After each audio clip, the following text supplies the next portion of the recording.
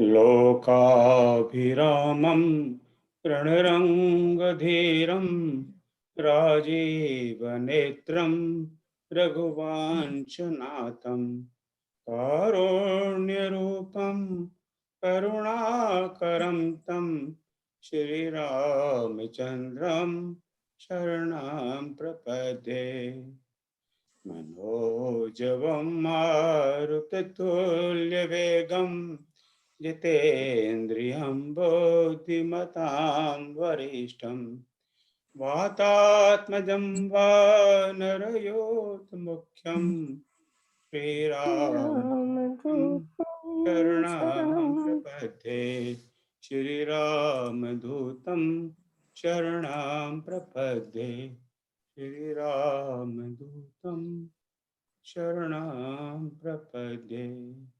बोलो श्यावर रामचंद्र भगवान की जय। उमापति महादेव की जय। पवन सुत हनुमान की जय। श्री कृष्ण कन्हैया लाल की जय। और आज सीता माता की जय। जय जय। आप सबका बहुत बहुत स्वागत मित्रों। जैसा आप सबको ज्ञात है, कल 21 मई को वैशाख मास की शुक्ल पक्ष की नवमी थी और ऐसा कहा जाता है कि कल सीता माता प्रकट हुई थी। तो आज हमारे पास दो बड़े ही उच्च कोटि के विद्वान हैं जिन्होंने अपना समय निकाला है और आज हमें सीता जी के बारे में बातें करेंगे। मैं तो जैसे आपको बताया है, मेरा तो हमेशा विद्यार्थी भाव रहता है, हमेशा सीखने के लिए आता हूँ और ये सीखने को तत्पर हूँ। आज मुझे कई बातें जानने को मिलेंगी। वाल्मीकि जी ने कई हजारों साल पहले रामायण की रचना की, उसके बाद में उनसे प्रेरणा लेकर बहुत सारी रामायणें बनी है। उनकी संख्या भी कुछ अनंती हो गई है रामायण की भी। पर सीता जी भी कोई विशेष रचना लिखी हो केंद्रित होकर, मुझे ज्ञानी को तो बहुत पता नहीं है। एक ही मुझे नाम याद आता है, जो एक उपनिषद है सीता जी पर ही है, शीतोपनिषद। तो मेरे जैसे बुद्धिहीन के लिए तो बड़ा क्लिष्ट उपनिषद है, पर कभी शीतोपनिषद पे बात करेंगे, आप में से किसी विद्वान को आमंत्रित करेंगे और भी कई ग्रंथ होंगे तो उसके बारे में हमें इनसे जानकारी मिलेगी। तो सबसे पहले मैं आदरणीय श्री मिश्र जी को आमंत्रित करता हूँ। मिश्र जी को हम पहले कई बार सुन चुके हैं। मेरा कई सालों से इनका परिचय, मुझे भोपाल जाने का भी एक बार अवसर मिला, वहाँ भी दर्शन हुए। बड़े विद्वान हैं, वेदों के बड़े ज्ञाता हैं और मुझे जब भी ज़रूरत होती है, कोई शंका होती है मन में, अभी आज ही मेरे मन में था हमें श्रावण मास में चलो फिर मास पारायण करेंगे पिछले साल के लिए। तो सुबह सुबह मैंने मैसेज भेज दिया कि श्रावण मास कब शुरू हो रहा है और कब खत्म हो रहा है। तो फटाक से 5 मिनट का उत्तर आ गया। तो यहाँ तो हमें पता ही नहीं रहता, हम तो यहाँ पाताल लोक में रह रहे हैं। जैसे लास्ट वीक राजेश जी ने बताया था कि पता नहीं कब श्रावण मास आ रहा है और कब वैशाख मास आ रहा है। तो अगर राम जी कृपा करेंगे तो भी मास पारायण अगेन श्रावण मास में। तो मैं ज़्यादा बहुत इसमें समय न लेते हुए मैं विशेष से प्रार्थना करूँगा कि वो आज राजराजेश्वरी भगवती शिला पर अपनी बात कहें। जय श्री राम। बहुत बहुत प्रणाम, आपका स्वागत। जय श्री राम। आरंभ करूं। श्री सीतारामचंद्राभ्याम नमः। श्री सीतारामचंद्राभ्याम नमः। श्री सीतारामचंद्राभ्याम नमः। आदरणीय गुप्ती जी, शैलजा जी, भोपाल से हमारे सुशीला शुक्ला जी हैं, द्विवेदी जी हैं और भी अनेक लोग हैं। सभी को मैं प्रणाम करता हूं, वंदन करता हूं। गुप्ती जी ने जब कहा कि सीता नवमी पर कुछ कहिए, तो मैंने आपको जो मानस में आरंभ में स्तुति है 5वें श्लोक में तुलसीदास जी ने सीता जी की स्तुति की है, उसमें उन्होंने कहा है उद्भव स्तुति संहार कारिणी क्लेशारिणी सर्वश्रेष्ठी सीतामृतोहम राम वल्लभम। तो मैंने उद्भव स्तुति संहार कारिणी यह पंक्ति लिख करके भेजी। तो गुप्त जी ने कहा कि हिंदी में शीर्षक रखिए और हिंदी लोगों को सुगम भी रहेगी। तब फिर मैंने राजराजेश्वरी भगवती सीता, क्योंकि इस श्लोक का भी वही भाव जाता और मन में यही भाव कुछ दिनों से, कुछ सत्संग के लाभ से ये हमको प्राप्त होता रहा और इस पर मैंने विचार किया है। सामान्यतया बोलते हुए वैसे बोलने में आ जाता, लेकिन यह आज जो कहना है आपसे, तो मैंने इस पर विचार किया है और उसमें ऐसा हमारा भाव है, अनुमान है कि आपको ये ठीक लगेगी जो मैं बात कहना चाहता हूँ। जब हम राजराजेश्वरी भगवती सीता कहते हैं तो इसमें जो शाक्त दर्शन या शैव दर्शन का भाव है वह समाविष्ट लग सकता है। इस हमारे यहाँ जिस तरह से सांख्य में प्रकृति है, वेदांत में माया है, शैव दर्शन में शक्ति है और वैष्णव में राधा या सीता है, तो इनमें जो इनकी स्थिति है वह परमात्मा, परम सत्ता के समानांतर ही है, उससे न्यून नहीं है किसी तरह से।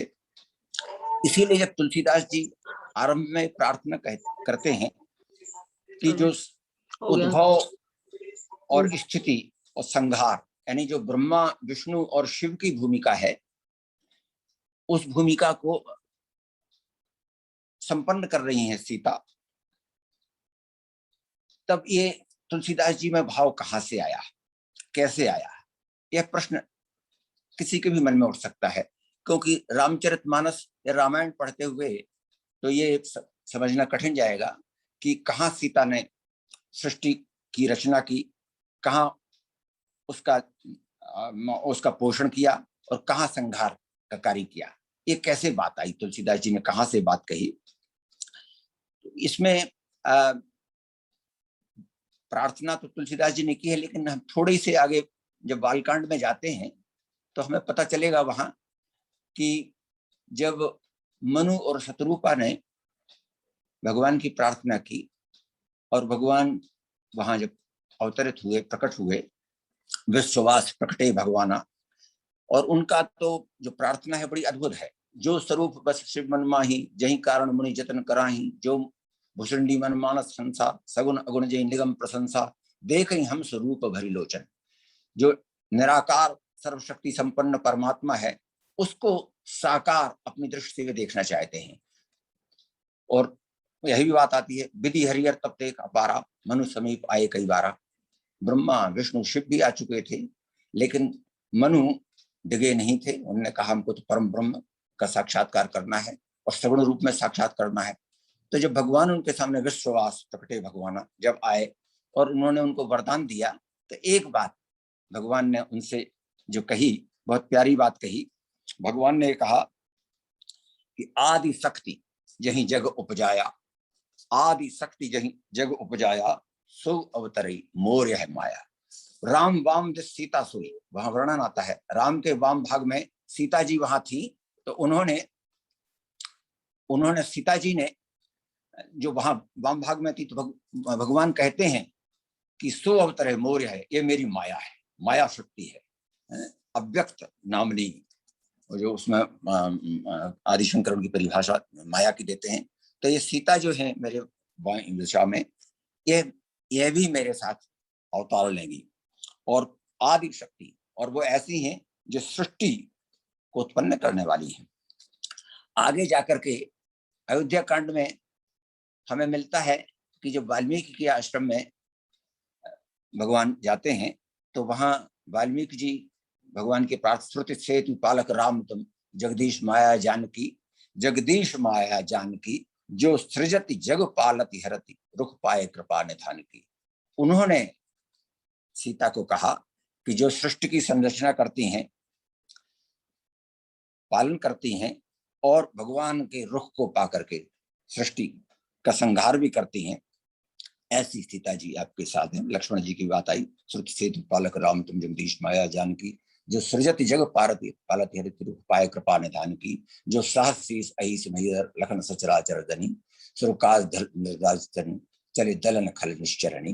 तो सीता जी की जो बात वहां उन्होंने कही, तो ये एक होता है कि एक तो तुलसीदास जी प्रार्थना कर रहे हैं, स्वयं भगवान कह रहे हैं, और वाल्मीकि जी भी कह रहे हैं, तब हमको सीता को उस महास्वरूप में, उस आदि स्वरूप में देखने की आवश्यकता है, जो जिन जिसे हम राज राजेश्वरी और भगवती सीता कह सकते हैं।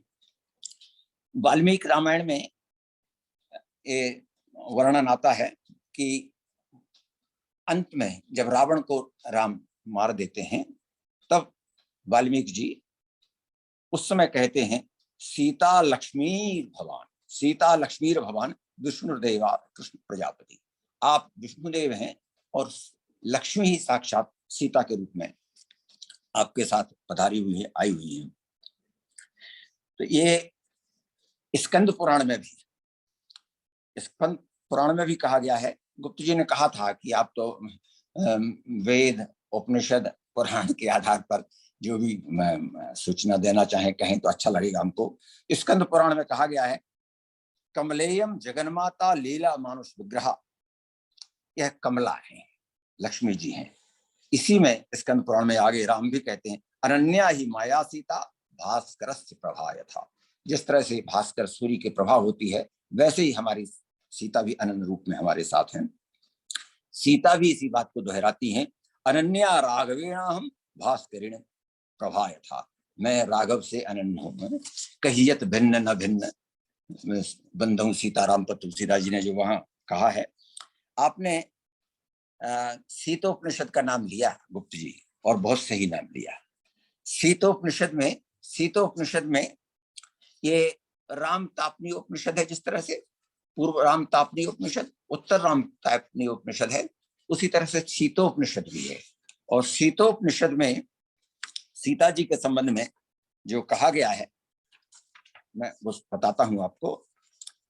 भगवत सहचारिणी अनपायनी अनवरत सहाय श्रेणी उदिता अनिदताकारा निमेशो निमेश सृष्टि स्थिति संहार तिरोधान ग्रहादि सर्वशक्ति सामर्थ्यात् साक्षात शक्ति रीति गीयते, साक्षात शक्ति रीति गीयते। सीतोपनिषद कह रहा है साक्षात शक्ति है सीता। आगे इसी सीतोपनिषद में उन्हें अणिमादि अष्ट ऐश्वर्यता भी कहा गया है, वे अणिमादि अष्ट ऐश्वर्य से युक्त हैं। धर्म सम्राट करपात्री जी ने इस संबंध में बहुत कुछ कहा है, और उनकी परंपरा में भी बहुत कुछ कहा गया है। तो उनकी परंपरा में जो कहा गया इस संबंध में, सीता जी का जो विशेषण और उन्होंने दिए हुए हैं, हे निगुण सागुण साकार स्वरूपे माँ, तुम्ही तो कृष्ण की रासेश्वरी नित्य कुंजेश्वरी राधा रानी हो। माँ तुम्ही परमहंस महेशी साक्षात पराविद्या स्वरूपिणी हो, और तुम्ही प्रत्यक्ष चैतन्य और ब्रह्म स्वरूपा भी हो। तुम्ही दश महाविद्या तथा अनंत उपविद्या स्वरूपा हो। ये जो बात आ रही है, जिन्होंने आदि शंकराचार्य जी की आनंद लहरी को पढ़ा होगा तो उसमें बहुत प्यारा श्लोक आता है, विधात्री धर्मानाम त्वमसि सकलाम्नाय जननी। जो त्रिपुर सुंदरी के लिए आदि शंकराचार्य जी कहते हैं, ठीक वही विशेषण इन पर भी लगते हैं। विधात्री धर्मानाम त्वमसि सकलाम्नाय जननी, इसका हिंदी सुन लीजिए। सृजनहार सब धर्मों की वेदों की माँ, सृजनहार सब धर्मों की वेदों की माँ, अर्थों का उद्गम धनपति हैं पद न तेरे, अर्थों का उद्गम धनपति हैं पद न तेरे। तुम आदि कामना तुम ही हो कंदर्प जया, तुम आदि कामना तुम ही हो कंदर्प जया, तुम परम ब्रह्म महेशी संतों का मुक्ति धाम। ये आनंद लहरी का जो विधात्री धर्माणाम एक श्लोक मैंने पढ़ा, उसका काव्यानुवाद ये बनता है। तो यह जो विशेषण जो विशेषताएं हैं त्रिपुरा सुंदरी की हैं। तो ये भगवती जब हम कहते हैं तो उनमें क्या विशेषताएं होनी चाहिए? इसमें भगवान की जो विशेषताएं हैं वही विशेषताएं भगवती में भी होनी चाहिए, और वो विशेषताएं हैं समग्र ऐश्वर्य, धर्म, यश, श्री, ज्ञान और वैराग्य की अधिष्ठात्री। सीता में ये सभी सामर्थ्य, सभी शक्तियां हैं। अब ये इसके प्रमाण कहाँ से मिलते हैं? बड़ा सुंदर प्रसंग हो जाता है जब हनुमान जी वहां पहुंचते हैं और सीता जी को भगवान की सूचना देते हैं। तब सीता जी ने जो हनुमान जी को आशीर्वाद दिया, सीता जी ने हनुमान जी को जो आशीर्वाद दिया, तो उस आशीर्वाद में अजर अमर गुण निधि सुत हो, अजर अमर गुण निधि सुत हो, ये सब वह आशीर्वाद है जिस आशीर्वाद को लेने के लिए हिरण्यकश्यप, रावण, कुंभकर्ण, हिरणाक्ष, कितने राक्षस, त्रिपुरादि कितने राक्षस सब ब्रह्मा जी से, विष्णु से, शिव से मांग मांग करके थक गए। उनको ये कहीं आशीर्वाद नहीं मिला कि आप अजर अमर हो, लेकिन यह आशीर्वाद माता भगवती ने किसी को दिया है, पहले किसी को आशीर्वाद दिया है तो हनुमान जी को दिया है आशीर्वाद। और ये जो जो किसी के लिए भी अप्राप्त है, वो तुलसीदास जी, हनुमान जी को सुगम हुआ। तो उसमें उन अजर अमर गुण निधि सुत हो, करहि सदा रघुनायक छोहु। इतना ही नहीं, उन्होंने यह भी कह दिया कि राम तुम्हारे ऊपर निरंतर प्रेम करेंगे, शोभ करेंगे। यानी राम को राम की अनुमति की उनको आवश्यकता नहीं रही, उनकी अधिकारिता स्वतंत्र और स्वयं की रही। आप अजर होंगे, अमर होंगे, गुणनिधि तो होंगे ही, राम भी आपके ऊपर कृपावंत होंगे। एक बड़ी बढ़िया बात जब ये सीता जी ने कहा, तो इसका फिर और क्या प्रमाण हनुमान जी को कहाँ हुआ, कहाँ ये मिला? तो युद्ध हुआ और वो तो है और हनुमान जी हैं, लेकिन उस समय जब राम के विजय की सूचना लेकर हनुमान जी सीता जी के पास पहुंचते हैं, बड़ी प्यारी बात उसमें आती है। उसमें सीता जी कहती, का दे हूं तो मैं क्या दूं हनुमान, क्या दूं तुम्हें हनुमान जी, त्रैलोक में मुझे कुछ नहीं समझ में आ रहा है जो मैं आपको तुम्हें दे सकूं। तो उसके उत्तर में हनुमान जी क्या कहते हैं, सुनु मां तुम्हें पायो अखिल जग राज आज न संशयम, सुनु मां तुम्हें पायो अखिल जग राज आज न संशयम। माता, मैंने तो त्रिलोक का राज पा ही लिया है, अखिल जग का राज पा लिया है और इसमें कहीं कोई संशय नहीं है।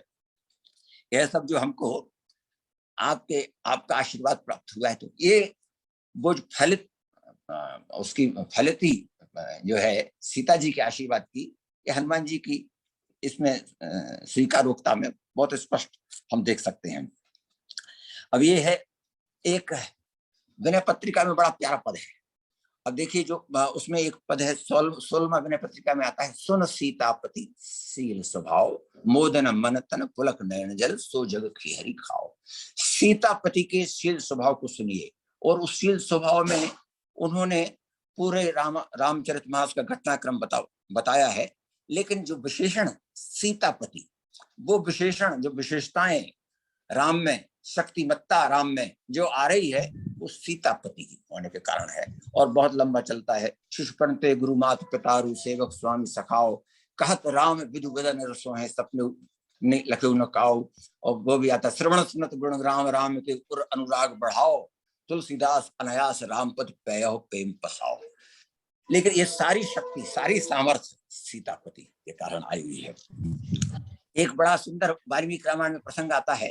वाल्मीकि रामायण में रामचंद्र जी प्रतिज्ञा करते हैं, निश्चरहीन करूं मैं भुज उठाए प्रणकीन।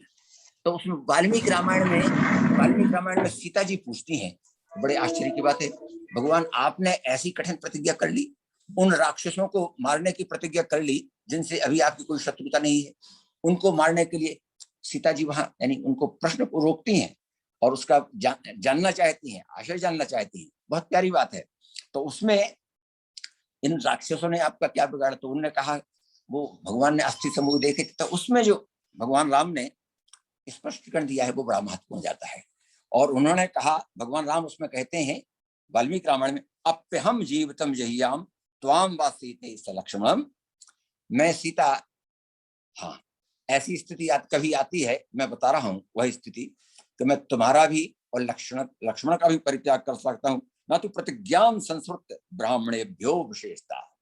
यह ब्राह्मणों की रक्षा की हमने जो प्रतिज्ञा की हुई है, इस प्रतिज्ञा का निर्वाह मैं करूंगा। इनको मैंने कहा था आपकी रक्षा करूंगा, तो इसलिए मैंने प्रतिज्ञा की है। तो सीता जी का ये प्रसंग आ चुका था पहले, और भी इसके पहले ये बात, एक और प्रसंग वहां आता है जयंत का, बड़ा प्यारा प्रसंग है। एक बार तीन कुसुम सुहाए निजकर भूषण राम बनाए, सीते पहराए सादर सा बैठे फटक शिला पर सुंदर, सुरपति सुतधर वायास बेसा, सठ चाहत रघुपति बल देखा, सीता चरण चौच हति भागा। एक महामंदमती कारण का तुलसीदास जी कहते हैं इसमें इसमें उन्होंने जो कहा है हृदयांतर और वाल्मीकि जो कहते हैं स्तनांतर, उनका वाल्मीकि जी के ने कहना है, उन्होंने वाल्मीकि जी के अनुसार सीता के हृदय प्रदेश स्तन में चोंच मारी थी। तो ये अब बहा रुधिर रघुनायक जाना, भगवान ने रुधिर बहा। और फिर वो हमको प्रसंग मालूम है कि ब्रह्मसर को लिए वो काहू राखन कहा ना, वही कौन राख तो सके राम कर द्रोही। तो जब वो आया तो उसको भगवान ने तो ब्रह्मास्त्र चला दिया था और रामबाण से तो कोई बच नहीं सकता है, तो उसको बचाया सीता जी ने। सीता जी ने ही, उसने कहा अरे ये तो हमारा पुत्र है और ये बड़ा प्यारा। इस संबंध में हमको एक स्मरण आता है, आप बड़े ध्यान से सुनिए। इसमें सौंदर्य लहरी में त्रिपुरा सुंदरी की जब स्तुति करते हैं आदि शंकराचार्य जी, उस श्लोक को बहुत सुनिए, बहुत प्यारा वो श्लोक है। तव स्तन्यम मन्ने धरणिधर कन्ये हृदयतः पया पारावारा। ये कहते हैं तव स्तन्यम मन्ने धरणिधर कन्ये हृदयतः। हिंदी में इसका अर्थ सुन लीजिए कविता में। पय का पारावार तुम्हारा उर्गिरजा, पय का पारावार तुम्हारा उर्गिरजा, सारस्वत स्तन रस बन जिससे बहता, करुणा से तेरी द्रविड़वाल आस्वाद जिसे, कभी ये प्रौढ़ कभी बन जाता कवियों में। आदि शंकर कह रहे हैं आपके स्तन रस दुग्ध का पान करके ही मैं जो शिशु हूँ, प्रौढ़ से भी प्रौढ़ तर कवि बन गया हूँ, वह सामर्थ्य मुझ में आई है। तो यह सामर्थ्य जो कहा कवियों को बचने की, जयंत को बचने की आशीर्वाद जो दिया, इस सीता जी ने ही दिया है। तो हम अभी अनुमान लगा सकते हैं, और महात्माओं का ये कहना है कि जब भगवान ने ये दो उदाहरण देख लिए कि राक्षसों को मारने से रोकती हैं और जयंत को भी उन्होंने बचाया, तो जब खरदूषण आया तो लक्ष्मण जी से कहा कि तुम गुफा में जाओ। और उसके बाद तो फिर उन्होंने उनको उनकी सीता जी की जो तुम पावक में करो निवासा, फिर उनको पावक में ही निवास करा दिया कि इनके रहते वो नहीं होगा राक्षसों का मारना। तो ये जो भगवती की सत्ता सीता की यहाँ प्रकट होती है। और एक बहुत प्यारी बात इसमें आती है, जिस प्रकार से राधा रानी को हम कहते हैं उनकी अष्ट सखियां हैं, तो सीता जी की भी अष्ट सखियां हैं। और गुप्ता जी आपके ही प्रमाण के अनुसार जो आपने कहा था सीतोपनिषद, उसमें सीता जी की अष्ट सखियों के नाम हैं चारुशीला, लक्ष्मणा, हेमा, क्षेमा, वरारोहा, पद्मगंधा, सुभगा, सुलोचना। ये अष्ट सखियां थी। और एक सखी सी संग विहाई, गई रही देखन फुलवाई, वो उनकी चारुशीला ही थी, वो जो गई हुई थी। और सब सखियां पूजन गौर सखी ले आई। ये सब सखियां जो हैं उसमें पूरा गौर पूजन के लिए उनके साथ में आई हुई थी। इसमें एक बहुत सुंदर, हमने ए राम भद्राचार्य जी हमारे बड़े विद्वान हैं, और उनका आप लोगों को सुना हो किसी ने, तो उनने बड़ी प्यारी बात इस संबंध में कही। उन्होंने कहा कि जो पुष्पवाटिका का प्रसंग है ना, ये पूरा का पूरा रास पंचाध्यायी है।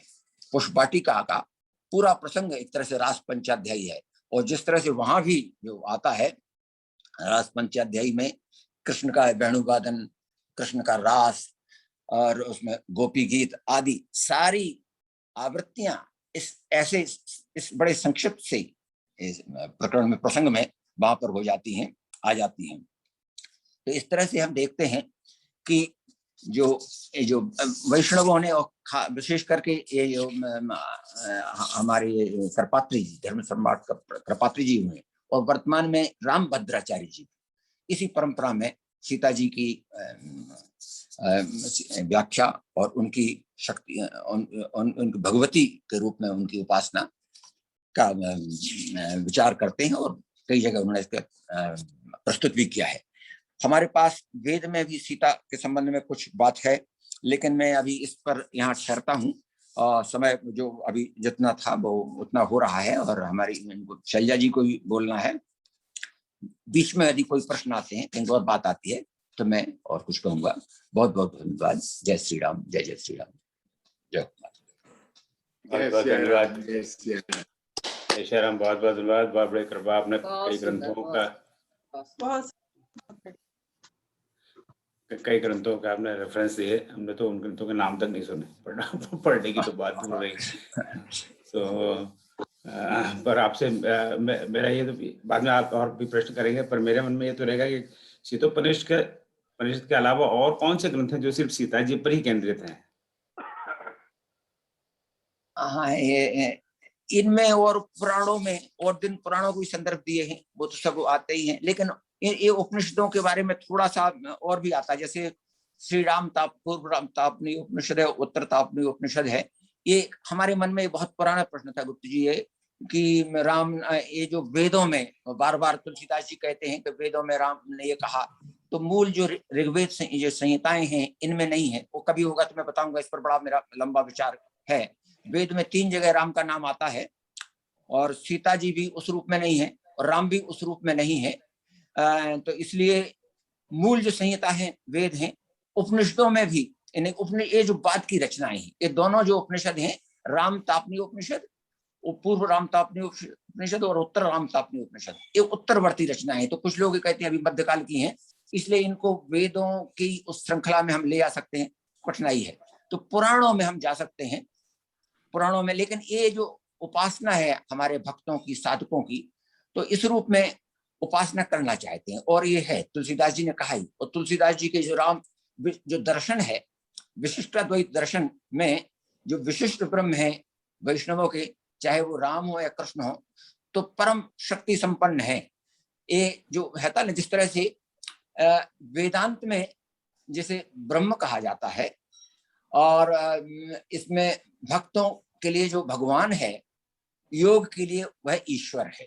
लेकिन वेदांत का जो ब्रह्म है, तो वह ब्रह्म जब माया संबलित होता है तब वह विष्णु बनता है, या ब्रह्मा बनेगा, शिव बनेगा। माया से सम्मिलित होकर के, माया से स्वतंत्र उसकी सत्ता जो है, उसमें माया से परे जब रहता है तो ब्रह्म साक्षात्कार रहता है। इसे दर्शन की बात होती है। तो इसमें लेकिन भक्तों का वो है। और ये जैसे रामभद्राचार्य जी को कुछ समय पहले मैंने सुना, तो वो अच्छा लगे। वो बहुत लंबा इन्होंने उसका व्रत लिया था सीता का, तो वो हमारे मन में था, इसलिए इस विषय को मैंने चुना था कहने के लिए। कुछ ही दिन पुरानी बात।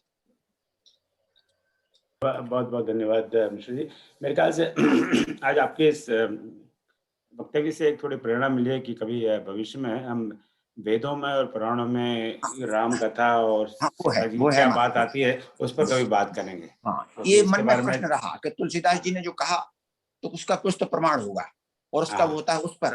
तो ये वो बात हुई। तो जब हमको राम तापनी उपनिषद मिला, और 30 वर्ष बाद मिला, तो मैं उछल गया, कूद गया, क्या मिले राम उसमें। लेकिन है इस पर, और है हमारा काफी इस पर काम है। 1 घंटे का कभी होगा तो मैं उस पर। हाँ, बिल्कुल यही करेंगे। बहुत बहुत धन्यवाद आपको, कोटि कोटि मेरा प्रणाम। अब चलो हम आदरणीय शैलजा सक्सेना जी को आमंत्रित करते हैं। वो भोपाल से 10,000 मील दूर बैठी हुई हैं। यही देखिए टेक्नोलॉजी का कितना बड़ा फायदा हो रहा है हमें। तो टोरंटो में है, टोरंटो के सबर्ब में है, पर हम तो यही कहेंगे टोरंटो में है, क्यों हमारे लिए तो टोरंटो नाम जानते हैं हम। तो कनाडा में 20 साल से हैं, और उसके पहले ह्यूस्टन रह चुके हैं, इंग्लैंड रह चुके हैं। पर इनको जब पता लगा मैं ह्यूस्टन आ रहा हूँ, तो यहाँ से चले गए कि कौन इससे पाला पड़ेगा, खिसक लो यहाँ से। बड़े विदुषी हैं हमारे। अभी आपको पता है, कुछ दिनों पहले विजयदशमी पे राम काव्य पीयूष कविताओं का भगवान राम और उस युग से जुड़ी हुई कविताओं का संकलन का विमोचन हुआ था। तो उसके संपादक मंडल की सदस्य हैं, बड़ा इनका योगदान है।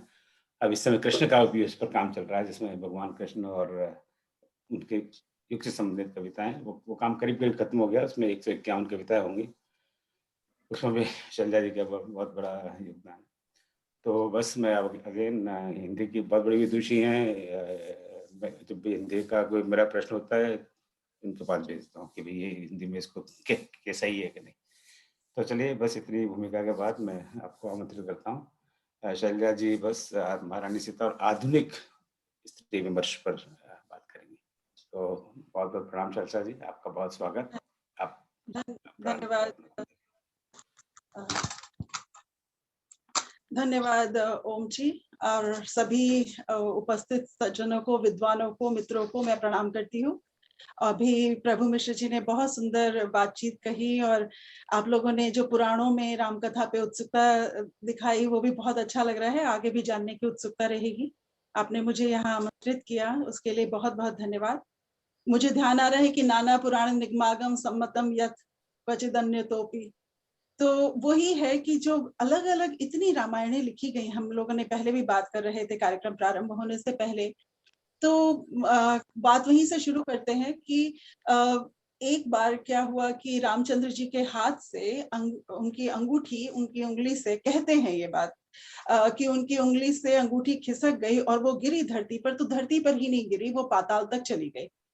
तो कहा गया कि हनुमान जी से कि उसे उस मुद्रिका को ले आए। तो हनुमान जी धरती भेद कर पाताल तक चलते चले गए, और वहां पे पाताल लोक का जो राजा था वहां पर पहुंचे। तो उन्होंने कहा कि आप यहाँ क्या करने आए हैं? तो उन्होंने बताया कि यहाँ पे मेरे श्री राम की, मेरे भगवान की मुद्रिका गिर गई है, तो मैं उसे लेने के लिए आया हूँ। तो उन्होंने कहा कि इतने राम हैं, मुझे नहीं पता कि तुम्हारे किस राम की मुद्रिका हाथ से गिरी है। और ये कहा जाता है कि जब भी वो प्रस्थान करते थे इस लोक से भगवान, तब उनके हाथ से, अंगुली से वो मुद्रिका, उनकी अंगूठी गिर जाती थी। तो पाताल लोक के राजा ने एक बहुत बड़ा थाल दिखाया जिसमें बहुत सारी अंगूठियां थी। उन्होंने कहा ये सभी राम की ही अंगूठियां हैं, इसमें तुम अपने राम की अंगूठी पहचान लो। तो ये एक बात है कि इतने पुराण, इतनी किताबें, इतने ग्रंथ, इतने काव्य लिखे गए हैं राम पर, सीता जी पर, कि उसमें हर व्यक्ति ने अपने अपने हिसाब से अपने अपने राम चुने और अपनी अपनी सीता चुनी। मैं बात कर रही हूँ आज महारानी सीता और आधुनिक स्त्री विमर्श। तो अभी प्रभु मिश्र जी ने जैसे बताया कि पुराणों में, सीता पुराण में, अन्य वेद में और रामचरितमानस में सीता जी के जिन रूपों का वर्णन किया गया है, भगवती के जिन रूपों का वर्णन किया गया है, उनसे हमारे भीतर भक्ति भाव जागता है। आधुनिक युग में श्री राम और महारानी सीता किन रूपों में हमारे सामने आते हैं, और हमारी नई पीढ़ी, जो अब आने वाली पीढ़ी है, जो समझदार हो रही है, उनके सामने वो अपने जीवन के माध्यम से किन प्रश्नों को उठाते हैं, और वो पीढ़ी हमसे किन प्रश्नों को पूछती है, और उस संदर्भ में हम जो उत्तर देते हैं वो कितने संतोषजनक होते हैं या नहीं होते हैं। इन सब बातों पर भी हमें विचार करने की आवश्यकता है। हमारा धर्म, सनातन धर्म, हमें यह स्वतंत्रता देता है कि हम प्रश्न पूछें। रामचरितमानस में 8 लोग 4 कोनों पर बैठे हुए बातचीत कर रहे हैं, और उसके भीतर की अंतर कथाओं में भी अनेक प्रश्न पूछे जाते हैं। तो हमारा जो ये समय है आज, जिसे हम आधुनिक काल कहते हैं, उससे भी अधिक आधुनिक काल, तो आधुनिक शब्द पहले जाते हैं, विचार करते हैं। ये विषय हमने थोड़ा सा, मैंने भी कुछ बड़ा ही ले लिया, लेकिन कोशिश करूंगी कि आप लोगों के साथ बैठ करके इस पर विचार कर सकूं, यही कहूंगी, क्योंकि मैं एक विद्यार्थी हूँ, विद्वान होने का दावा कतई नहीं करती। आप ओम जी ने जब ये कहा तो उसके माध्यम से मैंने भी कुछ सोचना शुरू किया, और उसी को आप लोगों के साथ साझा कर रही हूँ, और आप लोगों के साथ मिल करके एक विचार यात्रा पर चल रही हूँ। तो आधुनिक शब्द हम किसे कहते हैं? आधुनिक कौन है? आधुनिक वो है जो तार्किक है। हम प्राय कहते हैं लॉजिकल थिंकिंग, रैशनल थिंकिंग जो करता है वो आधुनिक है। परंपरा से जो प्रश्न पूछता है और परंपरा को ज्यों का त्यों स्वीकार नहीं कर लेता, वो आधुनिक है। एक लक्षण ये बताया। दूसरी बात हुई कि अभिव्यक्ति की स्वतंत्रता, कि जहां पर हम इस बात को बहुत बार आया है, फ्रीडम टू एक्सप्रेशन, वो इस हद तक आया है कि हम कई बार पूछते हैं कि स्वतंत्रता के साथ जो कर्तव्य आने चाहिए, क्या वो हमें मिले? अधिकार तो ले लिया। तो ये आधुनिकता की पहचान के कुछ 3 लक्षण ही केवल कह रही हूँ, बहुत सारे होते हैं, लेकिन मुख्य 3 ये कि तार्किक होना, दूसरी बात अभिव्यक्ति की स्वतंत्रता होना, और तीसरी बात है कर्म की स्वतंत्रता होना। जब हमने अभिव्यक्ति की स्वतंत्रता दी तो हमने कर्म की स्वतंत्रता भी ली कि हम क्या करना चाहते हैं। माता पिता ने कहा इंजीनियरिंग पढ़ो, बेटे ने कहा कि नहीं मैं शेफ बनना चाहता हूँ। तो वहां से, या मैं एक अकाउंटेंट बनना चाहता हूँ। तो अलग अलग अपने आप से हम जो स्वतंत्रताएं लेते हैं और अपने जीवन की नीतियों का, जीवन का पथ हम जो स्वयं निर्धारित करते हैं, उसे प्रायः आधुनिक में शब्द के अंतर्गत समेटा गया है। तो आधुनिक स्त्री विमर्श में ये कहा गया कि आज की जो स्त्री है वह लॉजिकल थिंकिंग करे, केवल उसे जो मनुस्मृति के माध्यम से या वेदों और पुराणों के माध्यम से जो नियमावली थमा दी गई है, और आप लोग जानते हैं कि नियमावली में क्या था कि रूपेषु लक्ष्मी, भोज्येषु माता, शयनेषु रंभा, सलहेषु मंत्री, कर्णेषु दासी, क्षमया धरित्री। रूप में लक्ष्मीवान होनी चाहिए, भोजन कराने में माता, शयन करने के समय रंभा, सलाह करने के समय मंत्री, काम करने के समय दासी, और क्षमा करने के समान समय पर वो धरती के समान होनी चाहिए। ऐसी सद्गुण संपन्न स्त्री ही सही स्त्री है। इस बात को हमारी परंपरा के माध्यम से कहा गया। अब आधुनिक स्त्री संदर्भ में जब हम बातचीत करते हैं अपने पौराणिक और मिथकीय चरित्रों की, तो हमारा प्रश्न ये उठता है कि इन चरित्रों ने, और सीता जी के चरित्र को, द्रौपदी के चरित्र को, कुंती के चरित्र को, अहिल्या के चरित्र को लेकर आज के लेखकों ने बहुत कुछ लिखा। और उन लोगों ने जो लिखा, जिस रूप से उन्होंने लिखा इनके बारे में, इन स्त्रियों के बारे में, उन्हें कहीं ना कहीं वंचित स्त्रियों के रूप में भी देखा। सीता जी के जीवन के बारे में हम सोचते हैं जब भी, तो बात, कहानी हमेशा इस प्रकार से आती है कि उनका जो जन्म था, जन्म हुआ वो धरती में, जब जनक जी, हम सभी जानते हैं उस कहानी को, मैं थोड़ा सा केवल एक रूपरेखा की, क्योंकि बातचीत करने के लिए आसानी हो जाती है, तो वो उसके लिए मैं कह रही हूँ कि जनक जी ने जब हल चला रहे थे तो फल की नोक, क्योंकि जब चल रही थी तभी उन्हें वो टोकरी दिखाई दी जिसमें सीता थी, तो सीता उनका नाम पड़ा, क्योंकि हल की नोक जब धरती पर पड़ती है तो उसे सीता कहते हैं उस क्षेत्र में, मिथिला में, तो इसलिए उनका नाम सीता पड़ा। और फिर उसके बाद उनका वहां पे पालन पोषण हुआ। जब वो इतने बड़े राजघराने में उनका विवाह हुआ, तो उसके बाद वो 14 वर्ष के लिए जंगल चली गई, वनवास के दुख सहे, 13 वर्ष तक वो वनवास के दुख सही, और 1 साल उन्होंने अपहृत होकर के रावण की कैद में दुख से बिताया। तो जीवन पूरा कष्टमय है वहां भी। लेकिन सबसे बड़ा कष्ट जिसके बारे में आधुनिक स्त्री विमर्श बात करता है वो ये कि इतने दुख सहने के बाद भी उनके पति ने उनको अग्नि परीक्षा के लिए बाध्य किया और कहा कि भाई मैं तुम्हें स्वीकार नहीं करूंगा। और दूसरा उत्तर रामचरित जो भी हम लोग कहते हैं, जो उत्तरकांड है, जो कि वाल्मीकि रामायण में कहा गया कि उनको बाद में धोबी के कहने से निकाल दिया। इन कुछ बिंदुओं को लेकर आधुनिक स्त्री विमर्श ने सीता जी के जो भी सारे जितने गुण थे उनकी विवेचना की और कहा कि वो वंचित थी, वो प्रताड़ित थी, वो आधुनिक उस संदर्भ में उन्हें नहीं दिखाई देती जिस संदर्भ में आज की स्त्री से अपेक्षा की जाती है कि वो खड़े होकर के अपने हक की लड़ाई लड़े। ये उनका पक्ष है।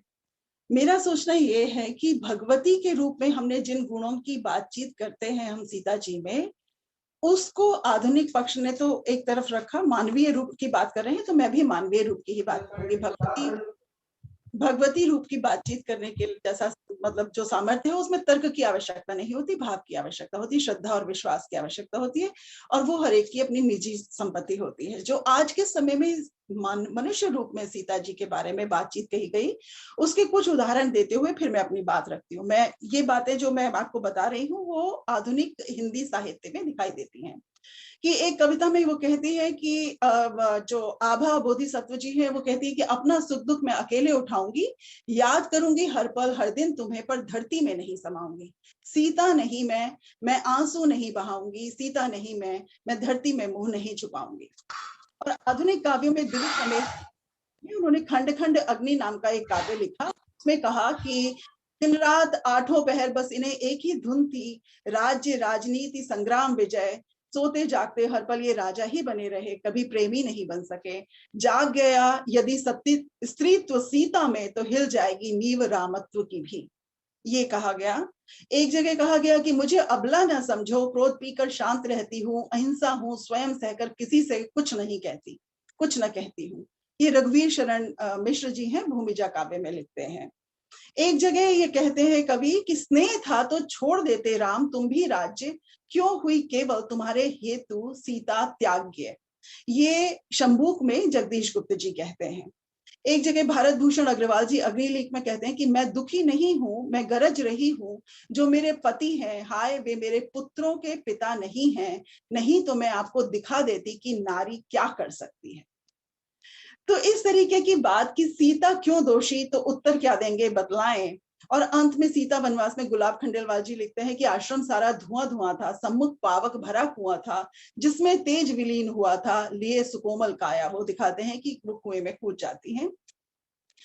तो इस प्रकार से हमें दिखाई देता है कि जैसे सीता न्याय पाने के लिए फरियाद कर रही हैं, या सीता आंसू पी करके धरती में मुँह छिपा रही है। आधुनिक स्त्री विमर्श के इस पूरे पैराफर्नेलिया कहना चाहूंगी इसको, कि सीता को जिस प्रकार से कमजोर और प्रताड़ित दिखाया गया, मैं उससे सहमत नहीं हूं। इसलिए आज मुझे लगा था कि मैं आधुनिक स्त्री विमर्श पे बातचीत करूं। हमने कहा कि आधुनिक स्त्री के गुण क्या हैं, कि तार्किक हो, जो स्वतंत्रता की अभिव्यक्ति रखती हो, जिसमें कर्म की स्वतंत्रता जिसको मिले। अब हम सीता जी के जीवन पे विचार करें तो हमें वाल्मीकि रामायण में पहली बार सीता तब दिखाई देती हैं जब वो विवाह के मंडप में आती हैं। जनक जी की पुत्री हैं, उनकी पालिता पुत्री हैं।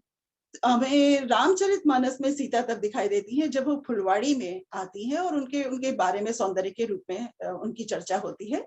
तो रामचरितमानस में उनके सौंदर्य से बातचीत प्रारंभ हुई है। तो सीता जो हमारी आधुनिक स्त्री हैं, मुझे वो बहुत अधिक आधुनिक दिखाई देती है, यहाँ तक इतनी आधुनिक दिखाई देती हैं कि बहुत सारी आधुनिक स्त्रियों से, जो कि अपना जीवन आधुनिक स्त्री के रूप में जी रही हैं, उनसे भी अधिक वो मुझे सबल और सक्षम दिखाई देती है सीता। माँ भगवती के रूप में उनके पास अनेक गुण है, वो तो है ही, लेकिन मैंने जैसे कहा कि आज की बातचीत में मानवीय रूप में केंद्रित कर रही हूँ। मनुष्य रूप में भी सीता जी में जितने अधिक मानवीय गुण हैं, उदात्तता की स्थिति पर, सक्षमता के स्तर पर, वो चीज हमें आज की अनेक स्त्रियों में भी नहीं देखने को मिलती। तो सुंदर है। और एक कहानी आती है जो वाल्मीकि रामायण में नहीं है, कि वो उन्होंने सीता जी ने खेल खेल में शिव जी का धनुष उठा लिया था।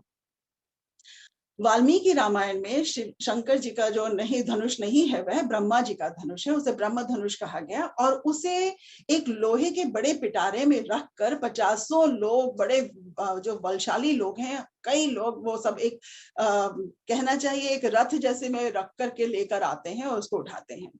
नरेंद्र कोहली जी ने बहुत सुंदर राम कथा लिखी है। उन्होंने कहा कि उस जमाने में ऐसे अस्त्र शस्त्र होंगे जो कि मशीनों की तरह से, वो कोई बांस का धनुष नहीं था कि वो इतना भारी हो गया जिसको कि उठा करके खींच करके लाया गया। वो लोहे का धनुष था, लोहे के तो उसमें कहीं ना कहीं कोई कल यानी कोई पुर्जा ऐसा रहा होगा जिसको दबाने से ही उस पे काम किया जा सकता है।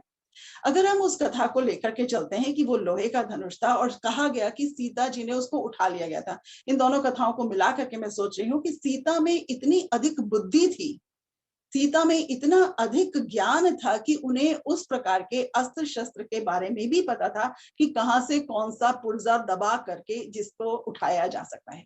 अन्यथा सोचने वाली बात है कि रावण जैसे बहुत सारे राक्षस मिलकर के भी उस धनुष को नहीं उठा पा रहे, जिस धनुष को सीता जी ने आसानी से खेल खेल में उठा लिया।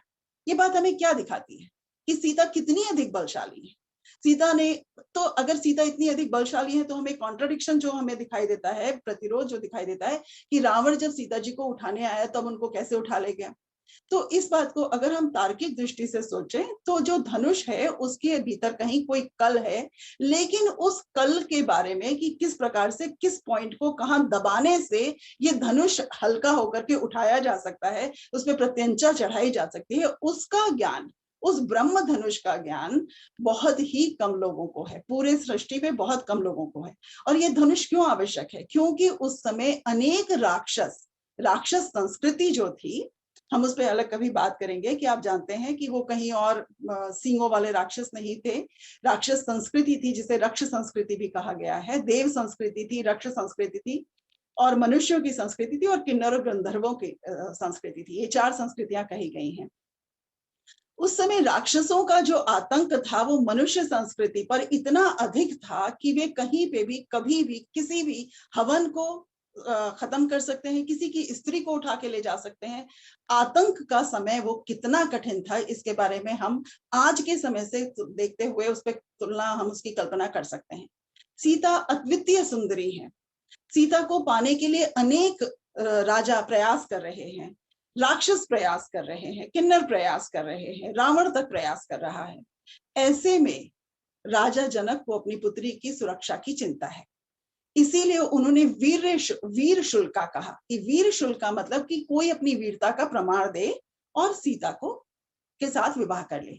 वाल्मीकि रामायण में एक प्रकार का स्वयंवर आयोजन नहीं होता, अलग अलग राजा आते हैं, हारने के बाद वे सारे राजा मिलकर के जनक जी के राज्य पर आक्रमण करते हैं और उस आक्रमण से बचाने के लिए जनक जी ब्रह्म और शिव जी के पास जाते हैं और उनसे मदद लेकर के उस आक्रमण से अपने देश की रक्षा करते हैं। और उस सब के बाद तब आते हैं रामचंद्र जी और लक्ष्मण जी विश्वामित्र जी के साथ में। तो यहाँ पे ये सोचने की बात है कि सीता जी बहुत ही अधिक बुद्धिशाली है, तर्क शक्ति उनमें बहुत है। तो ये एक उदाहरण था उनके जीवन का। दूसरा उदाहरण देखें कि वो आगे जब विवाह हो जाता है उनका और वो जब आती है दशरथ जी के परिवार में, और जब रामचंद्र जी को वन जाने की आज्ञा मिल जाती है, तब सीता जी का असली जो सक्षम रूप है, सबल रूप है, वो हमें दिखाई देता है। मित्रों, हमारी जो संस्कृति है वो मात्र सत्तात्मक संस्कृति से प्रारंभ हुई थी। माँ को हम लोगों ने बहुत अधिक भक्ति भाव से देखा है हमेशा।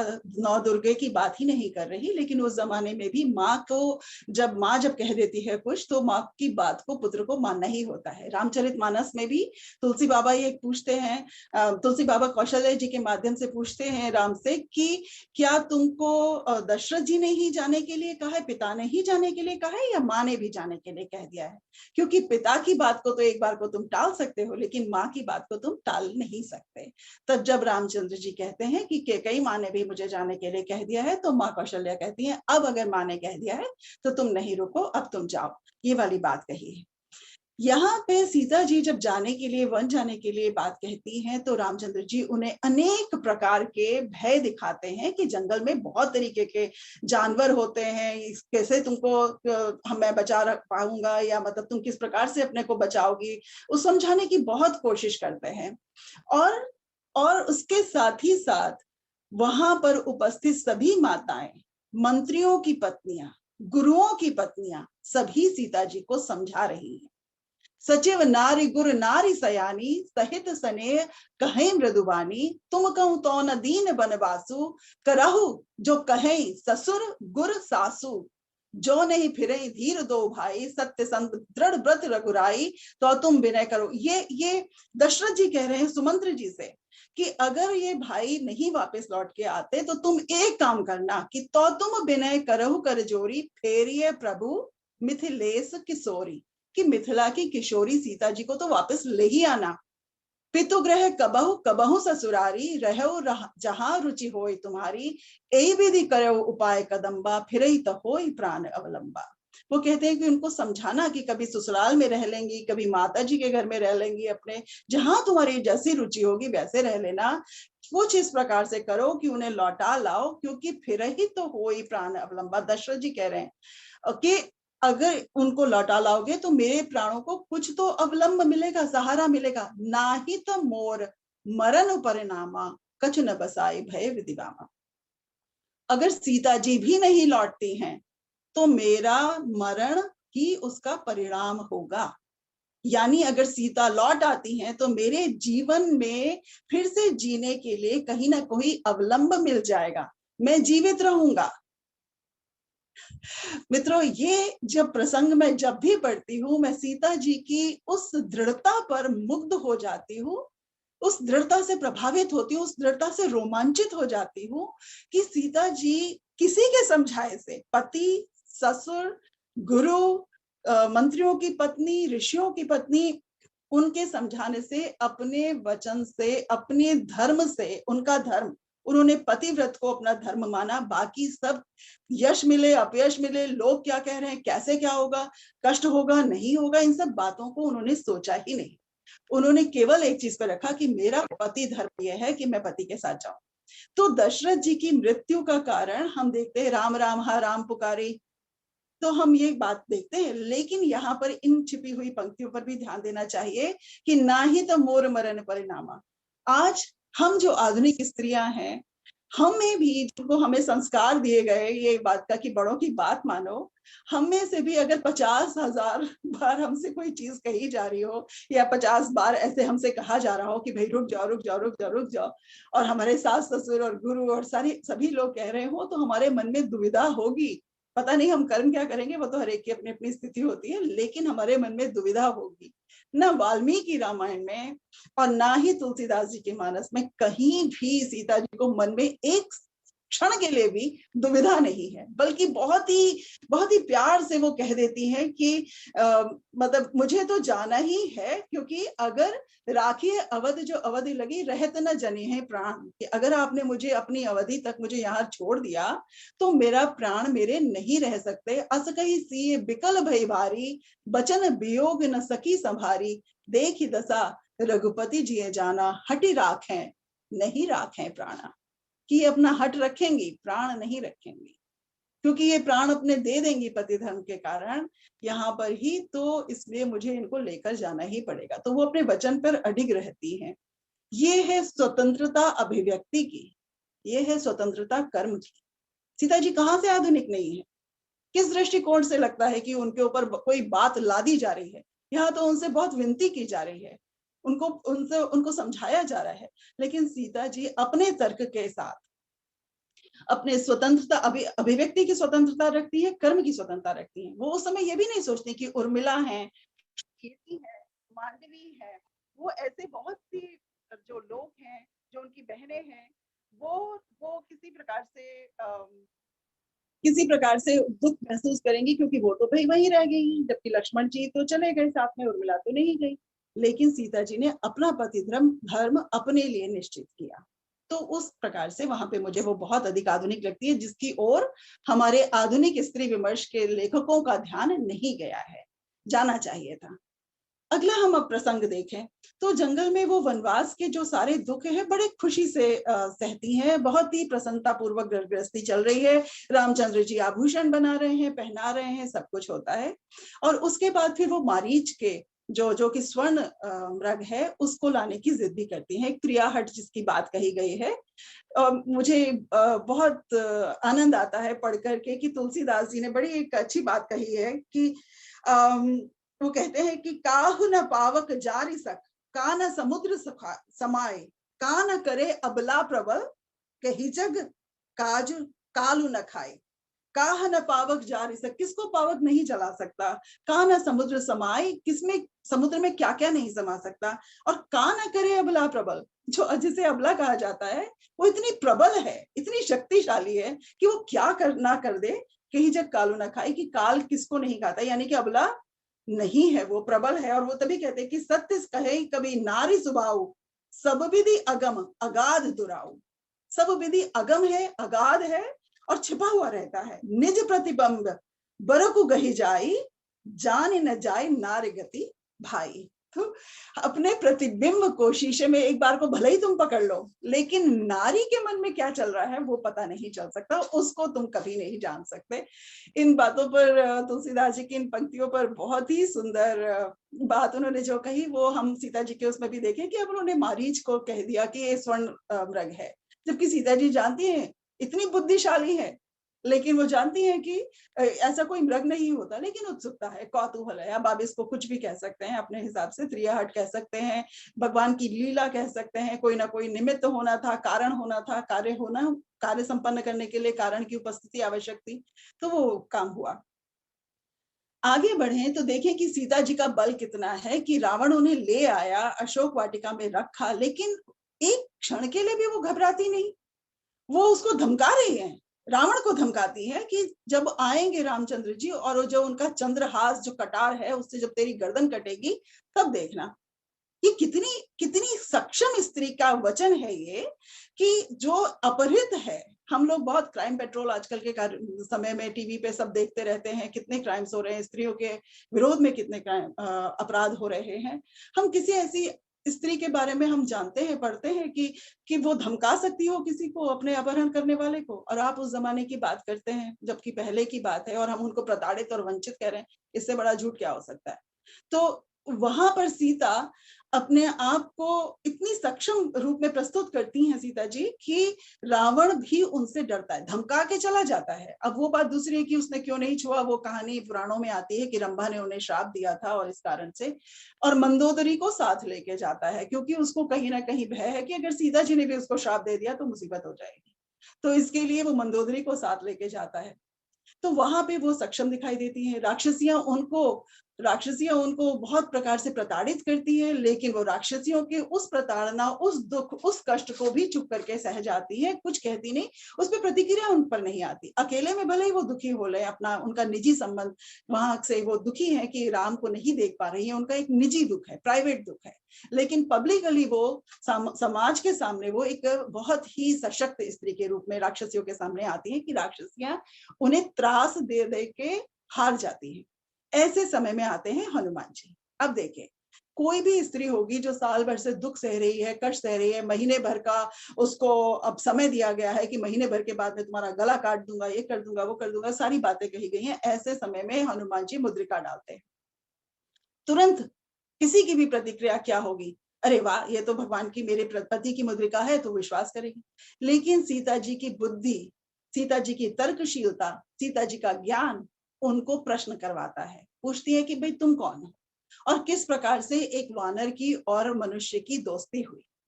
यहाँ पर उनकी बुद्धि उतनी ही सजग है जितनी कि वो पहले थी। इस दुख ने, इस विषमता ने, इस रोने ने, करुणा ने किसी भी प्रकार से उनकी बुद्धि के जागृत अवस्था को ढका नहीं है, वो जागृत अवस्था में ही है। ये आधुनिक स्त्री की पहचान है, जहां पे वो निरंतर बुद्धिशाली रहती है, कठिन से कठिन परिस्थिति में भी अपनी तर्क शक्ति, अपनी बुद्धि को वो नहीं खोती। सीता हमें बहुत अधिक आधुनिक दिखाई देती है, और अंत में परीक्षा लेने के बाद ही उनको वो कहती हैं कि तुम जाकर के जंगल में वन में जाकर के तोड़ सकते। अब आता है अग्नि परीक्षा प्रसंग, जिस पर बहुत अधिक बात कही गई, और भवभूति ने तो उत्तर रामचरितमानस लिख करके करुणा की आंसुओं की नदी बहा दी।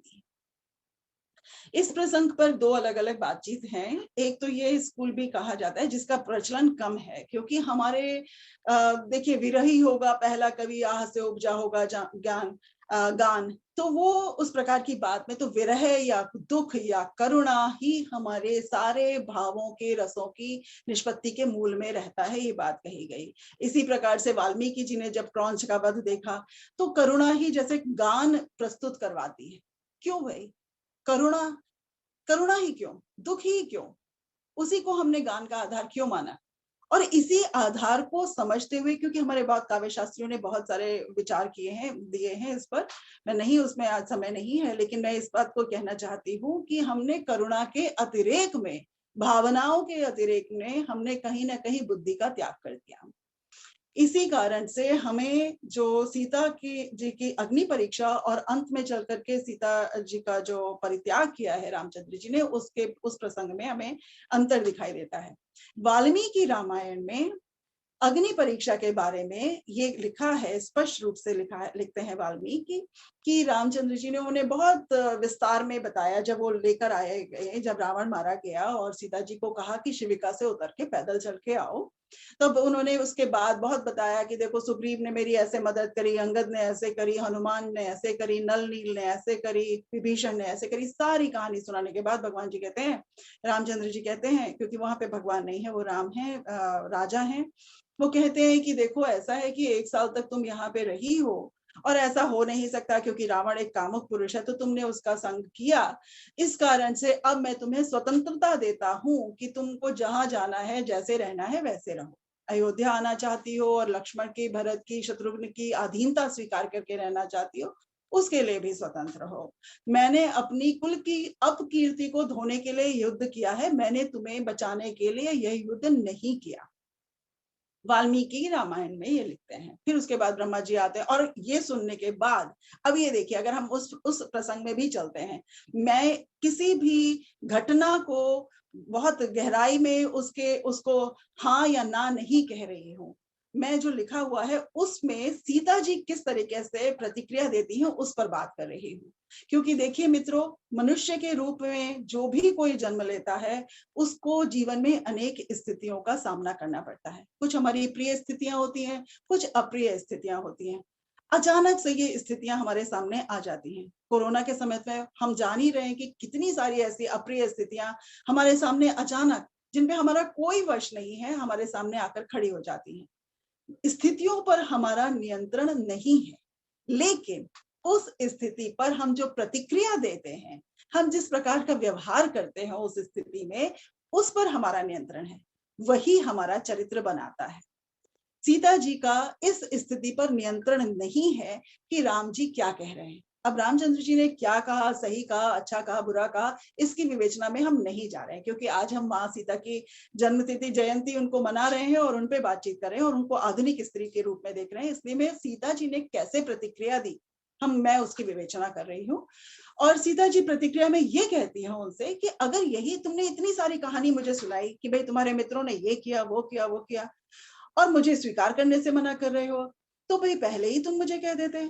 जब हनुमान जी को तुमने संदेश वाहक के रूप में भेजा था, तभी कह देते कि भाई मैं स्वीकार नहीं करूंगा, लेकिन छुड़ाने आ रहा हूँ।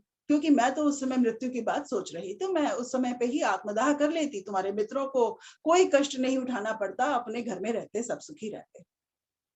अब तुम मुझे मना कर रहे हो, जबकि मैं एक निष्ठ हूँ और मैंने रावण को छूने भी नहीं दिया। अब अगर उसने अपहरण के समय मेरा अंग स्पर्श किया है, उस पर मेरी कोई नियंत्रण नहीं था, लेकिन उसके बाद मैंने उसे अंग स्पर्श नहीं करने दिया और मन में मैं एक निष्ठ भाव से तुम्हें ही जपती रही हूँ। अगर मैं तुम्हें नहीं प्राप्त कर सकती तो मेरे जीवन का क्या लाभ। और वो अग्नि तैयार करवाती है और कूद जाती है। और उसके बाद फिर ब्रह्मा जी, शिव जी आते हैं और रामचंद्र जी से कहते हैं कि आप ये सब क्या कह रहे हैं, आप तो भगवान हैं, आप अपनी शक्ति के इस रूप को पहचानिए।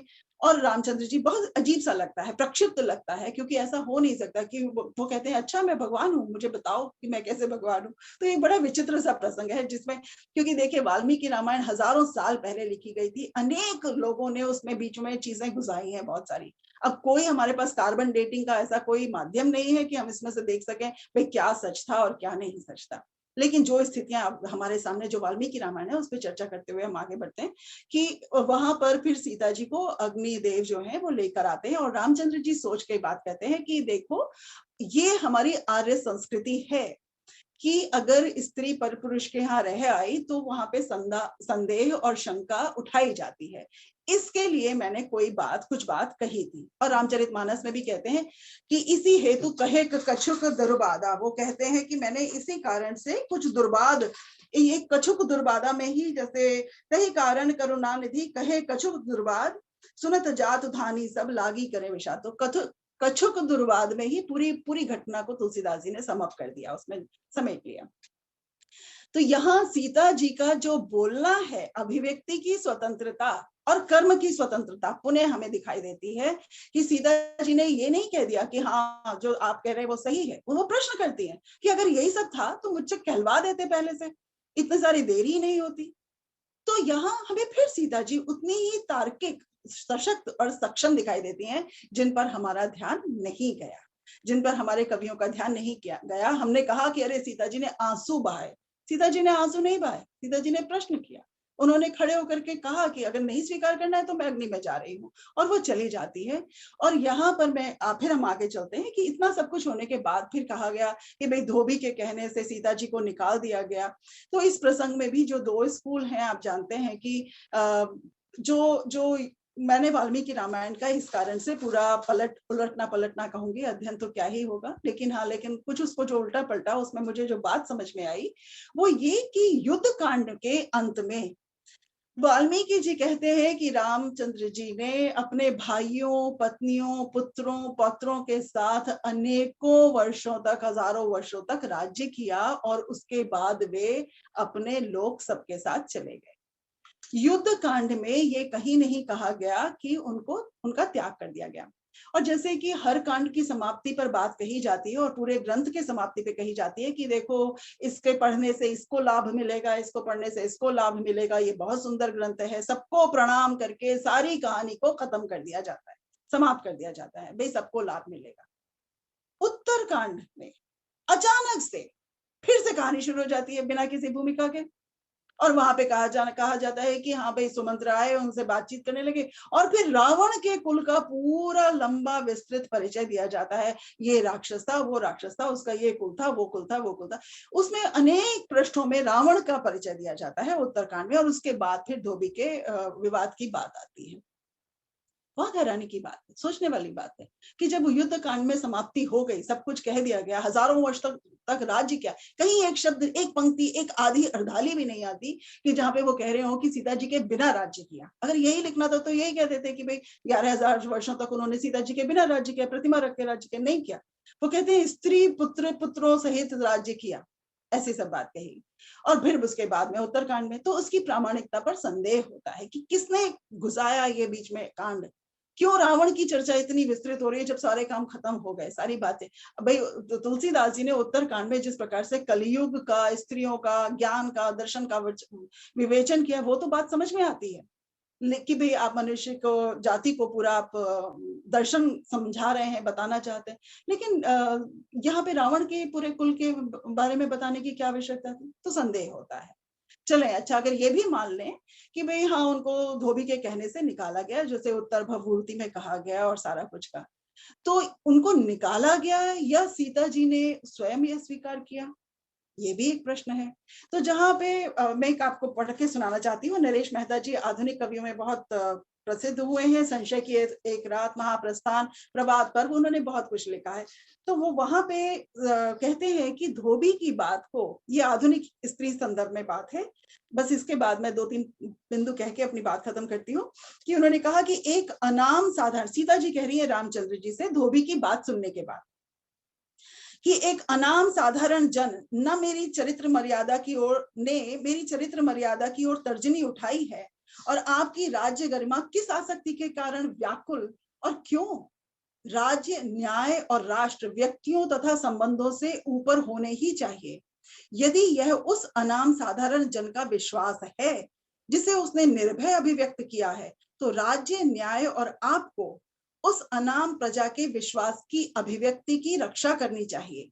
भले ही वह अकेला स्वर क्यों ना हो, भले ही वह किसी आप्त जन का विश्वास ना हो, भले ही उसके कारण मुझ पर या राज्य के शीर्षतम व्यक्ति पर ही आंच क्यों ना आती हो। आर्यपुत्र, यदि सभासद, मंत्री और आपके बंधु उसके साथ अन्याय कर रहे हो, तो आपको मुझे और इस राज्य को भी त्याग कर उस अकेले व्यक्ति के पक्ष का समर्थन करना चाहिए। मैं या कोई भी राष्ट्रीय न्याय और सत्य से बड़ा नहीं। मेरी ओर से आपको सर्वथा आश्वस्त होना चाहिए आर्यपुत्र कि आसन्न मातृत्व के इस संकट की स्थिति में भी मैं आपको राज्य गरिमा और अपनी चरित्र मर्यादा के लिए कोई सी भी परीक्षा दे सकती हूँ, पर प्रजा के विश्वास की निर्भय अभिव्यक्ति की रक्षा अनिवार्य है। यहाँ पर प्रभात पर्व में राम जो संशय ग्रस्त हैं, उनको सीता रास्ता दिखाती है, स्वयं उस वन में जाने के लिए उद्यत होती हैं। और ये हम जानते हैं कि वो वन में जाना चाहती थी, और ये प्रसंगों में आता है कि वो वाल्मीकि के आश्रम जी को देखना चाहती थी, और इस प्रकार की बातचीत होती है। तो अगर हम इतनी संभावनाओं पर बात करते हैं कि रामचंद्र जी ने सीता जी को निकाल दिया, उस सीता को निकाल दिया जो अग्नि परीक्षा दे चुकी हैं, जिनके कारण उस समय कछुक दुर्बाद कहे गए थे, जिसमें वाल्मीकि रामायण में उन्होंने कहा था कि इसीलिए मैंने ये सारी बात कही कि आगे चलकर कोई शंका ना करे।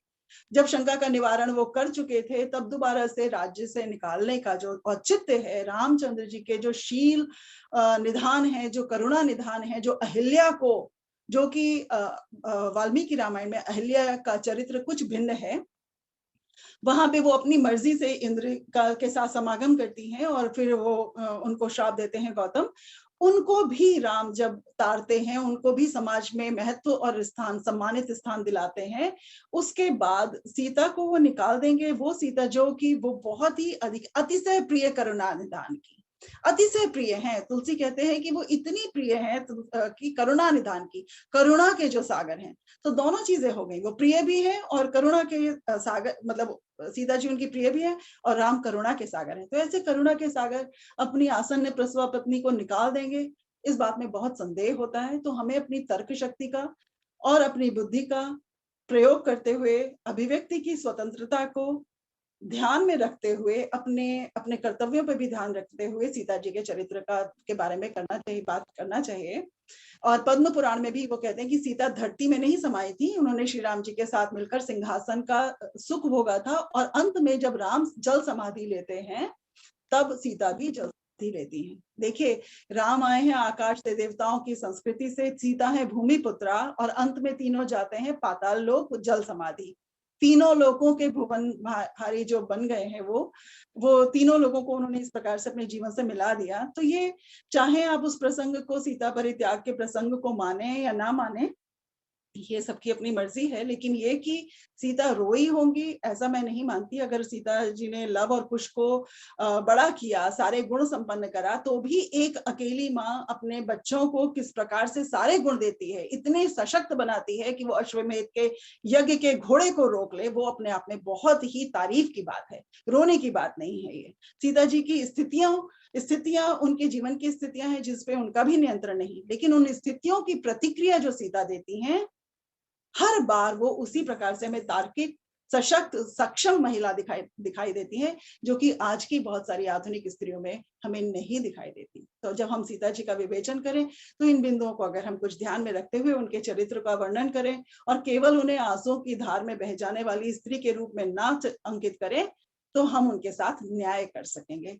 ऐसा मेरा विचार है। आशा है थोड़ा बहुत जो मुझे समझ में आया वो आप लोगों को ठीक लगा होगा। आप लोगों का बहुत बहुत बहुत बहुत धन्यवाद, बहुत बहुत धन्यवाद शैलजा जी। बहुत अच्छा है।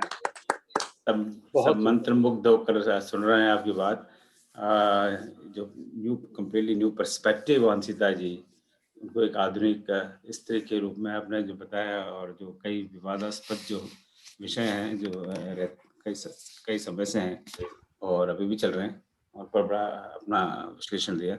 तो मैं आप से अपने पास 15 मिनट का समय है, तो मैं इसको आई will open for question answer and comments. पर उसके पहले, जैसे मेरी आदत है, मैं आगे के कार्यक्रम की चर्चा कर दूँ जो कुछ चाहें। पर आपको मैं सबको बता दूं कि इस समय 100 से ज़्यादा लोग ये चर्चा सुन रहे हैं। 87 तो इस समय यही जूम पर ही हैं, और इसे कई लोग इस समय यूट्यूब पर सुन रहे हैं। सो ये बड़े आनंद की बात है कि ये सीता जी का विषय लोगों को बड़ा प्रिय लगा और इस चर्चा को सुन रहे हैं। तो आने वाले कार्यक्रम में जैसे मैं बताता हूँ, अगले सप्ताह हनुमान जयंती जो पिछले महीने थी, उस पर अभी भी चर्चा चली रही है। तो अगले सप्ताह उसका अंतिम चरण है। तो 5 हमारे मित्र उस चर्चा में भाग लेंगे। आज हमने आप दोनों से बहुत सीखा कि इस तरह के वक्तव्य के लिए कितना सोचना चाहिए, कितना विचार करके आना चाहिए।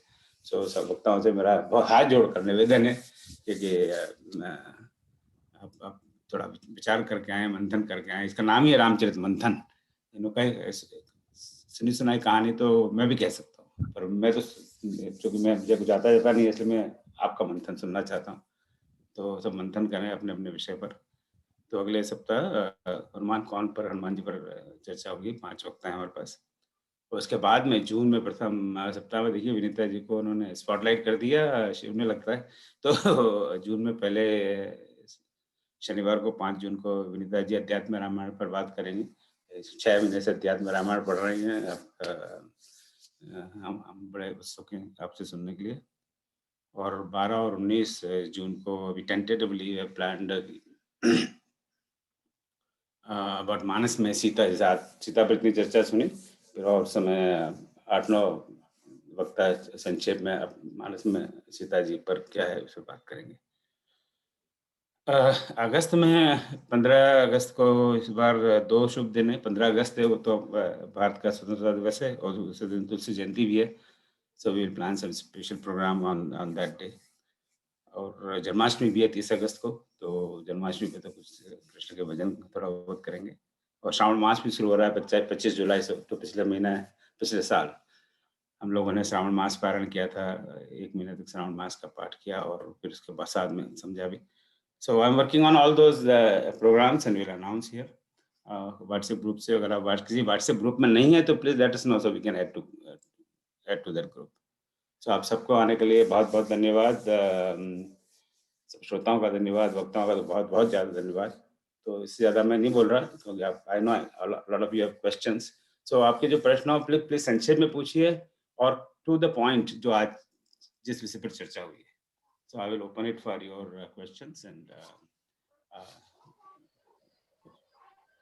मैं, हाँ जी मिश्र जी प्लीज। डॉक्टर मिश्र। जय श्री राम। मेरे 2 प्रश्न हैं दोनों वक्ताओं से। सबसे तो पहले बहुत आनंदित किया आप लोगों ने, हम लोगों का ज्ञानवर्धन किया।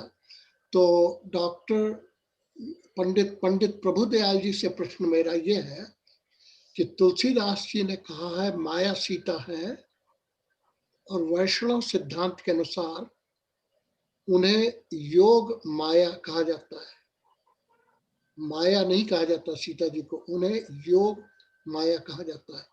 तो मेरी विनती है प्रभु मिश्र जी से इस पर थोड़ा प्रकाश डालें। दूसरी संक्षिप्त टिप्पणी है मेरी शैलजा सक्सेना जी से। एक चीज मुझे सीता जी में दिखलाई देती है जो कि आधुनिक महिलाओं में है।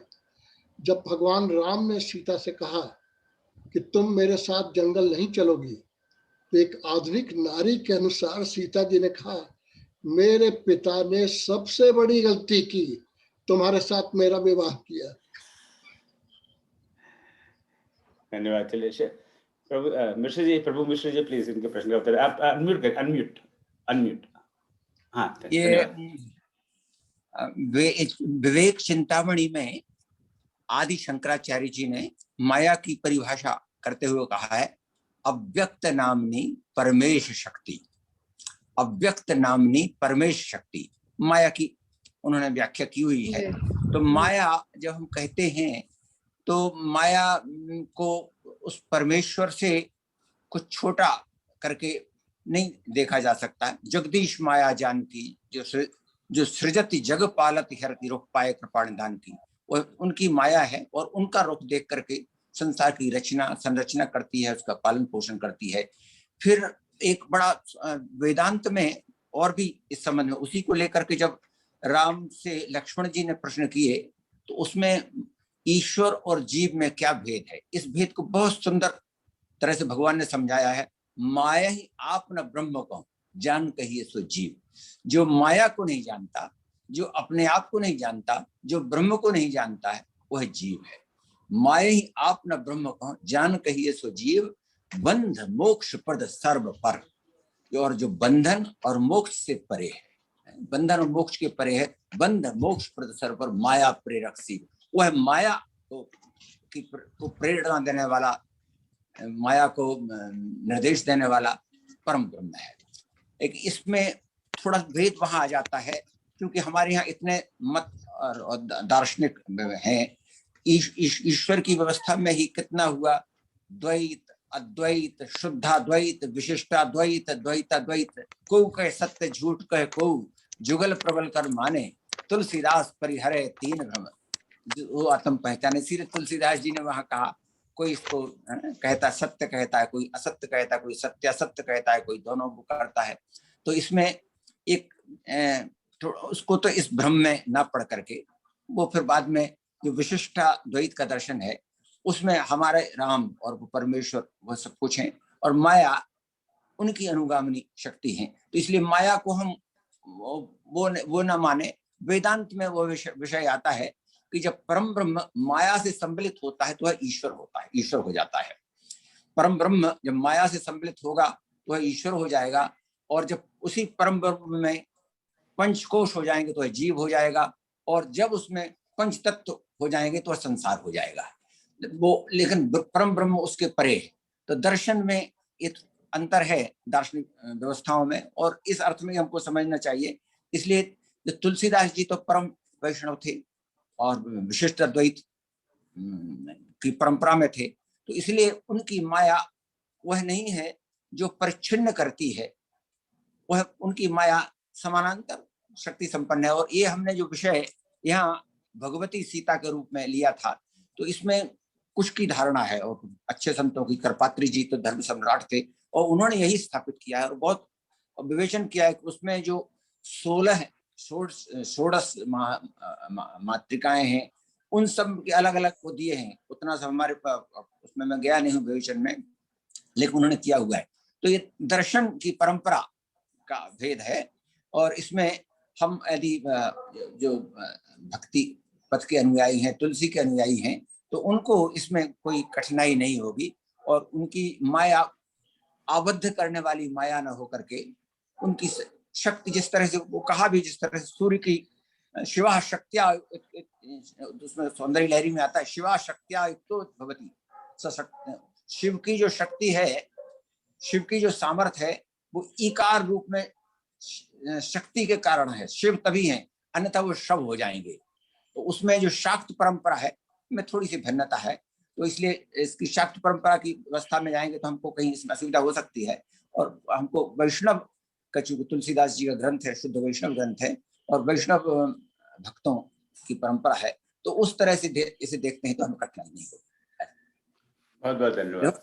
लेकिन आपने बहुत अच्छा कहा, और आपका मत तो है और बनता है का विचार। यानी आज कहिए, शकुंतला जी कहिए प्लीज। हेलो, हाँ कहिए, आप बोलिए। हाँ, एक जिज्ञासा थी, मैं शैलजा जी से जानना चाहती कि लव और कुश का जन्म कहाँ हुआ। भवभूति और उत्तरांचल को जाने दें तो भी वाल्मीकि आश्रम में हुआ ऐसा ज्ञात होता है। नहीं तो अगर वहां आ गई थी अयोध्या, राम राज कर रहे थे, तो अयोध्या के राजमहल में क्यों नहीं हुआ और वाल्मीकि आश्रम में क्यों हुआ? देखिए, वही वाली बात कर रही थी कि वहां पे बहुत सारी स्थितियां जो प्रासंगिक हैं या नहीं है, कहाँ बाद में जोड़ा गया है, नहीं जोड़ा गया, क्योंकि युद्ध कांड में वो वहां पे इस प्रकार का नहीं दिखाया गया है कि लव और कुश का जन्म जो युद्ध कांड समाप्ति से पहले वहां पे लव और कुश को राज्य महल में ही पैदा होता दिखाया गया है।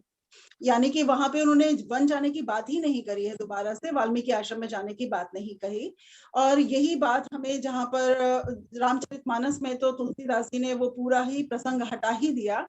अब बाद में जो चीजें जुड़ी हैं उत्तरकांड की, अब वो बाद में जोड़ी गई हैं या नहीं, तो उस हिसाब से वो आश्रम में उनका जन्म हुआ है।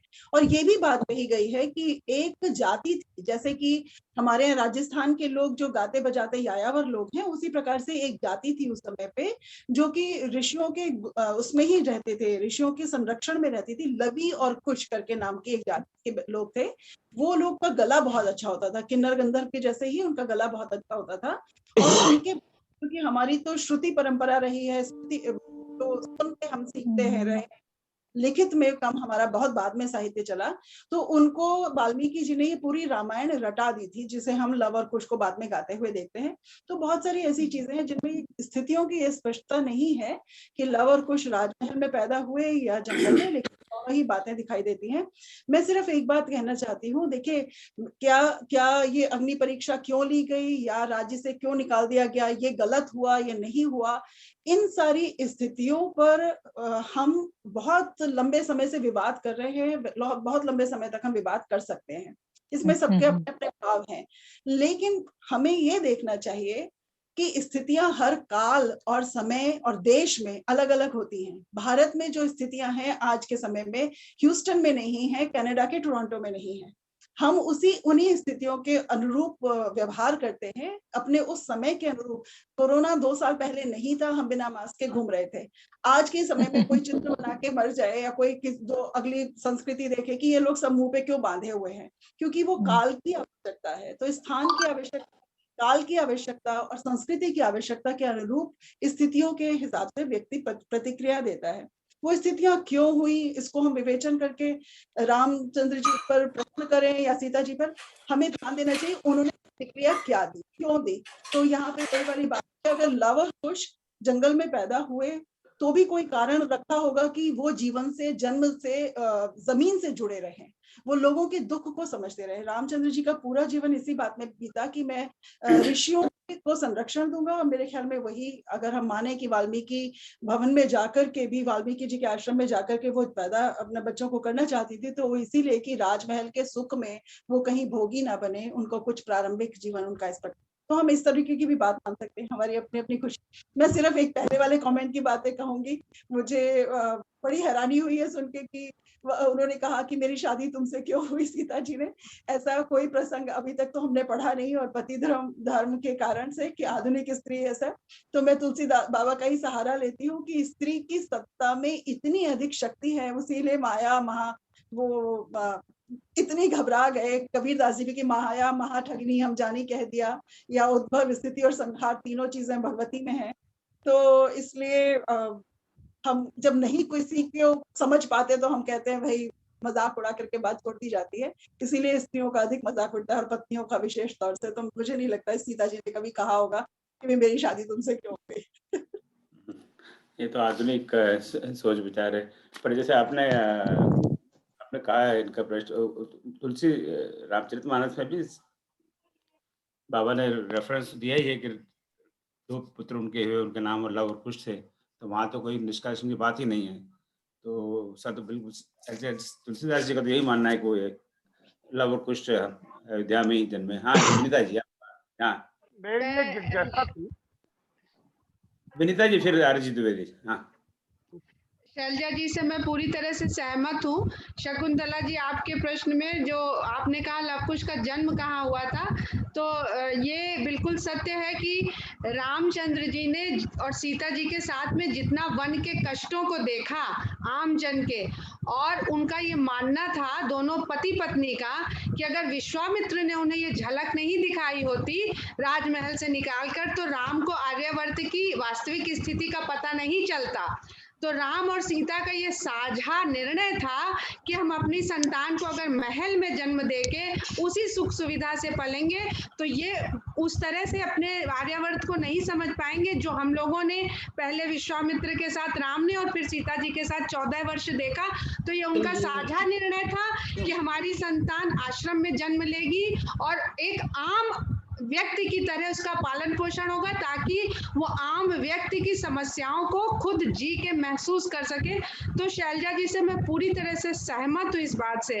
और दूसरी बात यहाँ पे मैं 2 छोटी छोटी शब्दों में और कह दूंगी कि माया शब्द को अगर समझना है तो स्वामी रामकृष्ण परमहंस इसको इतना आसान समझाते हैं कि अग्नि और उसकी दाहिका शक्ति को हम अलग अलग करके कभी कल्पना नहीं कर सकते, सोच नहीं सकते।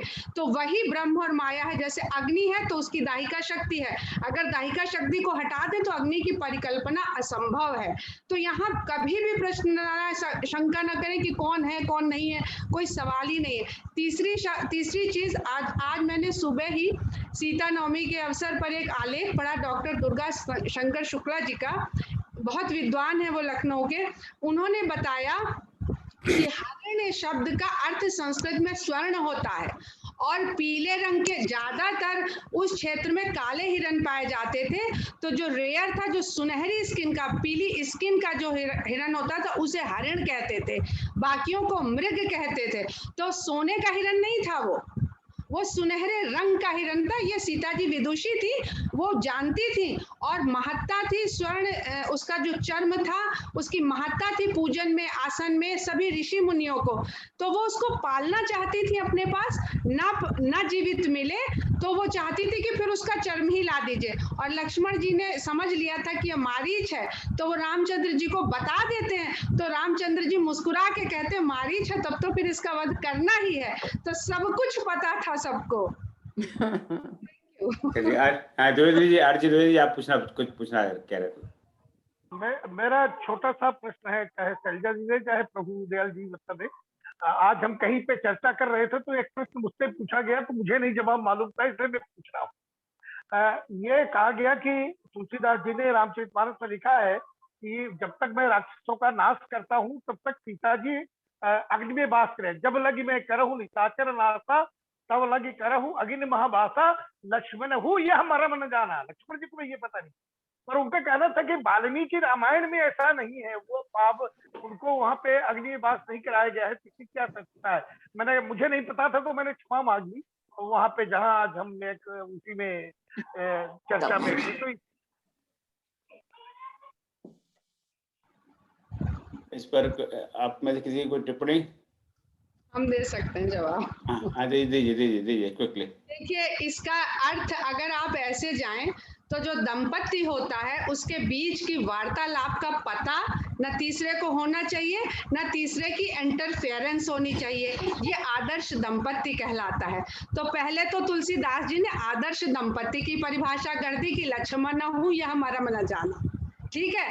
दूसरी चीज की उनको पता था, पूरे ऋषि मुनियों के बीच में ये कॉन्फ्रेंस हो चुकी थी और विश्वामित्र जी ने उसकी पूरी रच दी थी, रचना की किस तरह से राम को पहले चेक किया जाएगा, फिर उनको आर्यावर्त में ऋषि मुनियों की रक्षा के लिए उनको इस तरह से वनवास में भेजा जाएगा। तो जब पति पत्नी ये मंत्रणा कर रहे हैं तो कहते हैं कि शूर्पणखा आएगी, क्योंकि हमने यहाँ बहुत सारे राक्षसों को प्रताड़ित कर दिया और खबर हो गई कि 2 राजकुमार आ गए हैं जो रक्ष संस्कृति को चोट पहुंचा रहे हैं। तो कुछ तो अब होने वाला है जो हमारा उद्देश्य है। तो तुम्हारा अब अग्नि के समान परीक्षा होने वाली है। तुमको अग्नि, आपको शत्रु के यहाँ अकेले भेज देना है। तो वो अग्नि में प्रवेश ही तो हुआ। किसी स्त्री की हिम्मत है कि शत्रु के उसमें जाके घुस जाए अकेली और उसका पूरा देखे और वो भूमिका बना दे कि राम यहाँ आएंगे और उसका वध करेंगे। तो वो किसी ऐसी अग्नि में नहीं चली गई थी। राम ने उन्हें कहा था कि अब जीवन का वो समय आ गया है कि जैसे आपको अग्नि के भीतर प्रवेश करना है। इसको कठिन, ये अलंकार है साहित्य के, इनको हम लोग शाब्दिक पता नहीं क्यों उलझ जाते हैं। बहुत अच्छा बताया विनीता जी, बहुत ही बढ़िया। Thank you. हाँ, बहुत सुंदर। यहाँ पर एक प्रोफेसर है, आपने कई लोगों ने उनका नाम सुना होगा, प्रोफेसर फिलिप लेकेंडोर। उन्होंने आई थिंक 85-86 में यूनिवर्सिटी ऑफ कैलिफोर्निया से रामचरितमानस पर पीएचडी की थी, और उनकी किताब है एक लाइफ ऑफ ए टेक्स्ट, पूरा नाम मुझे याद नहीं आ रहा तो मुझे पढ़ने का सौभाग्य मिला। तो वो लिखते हैं, मुझे एग्जैक्ट वर्ड्स याद नहीं है, क्योंकि ये जो तुलसीदास जी का लिखना कि सीता जी ने अग्नि में प्रवेश किया, ये तुलसीदास जी का it was a master stroke. इतनी बड़ी इमेजिनेशन, इतनी बड़ी सोच तुलसीदास जी ने की, तो उन्होंने सारा विवाद ही खत्म कर दिया। क्योंकि सीता का अपहरण हुआ था, सीता का अपहरण हुआ ही नहीं है, सिर्फ छाया का अपहरण हुआ है, तो उन्होंने झंझट ही खत्म कर दिया।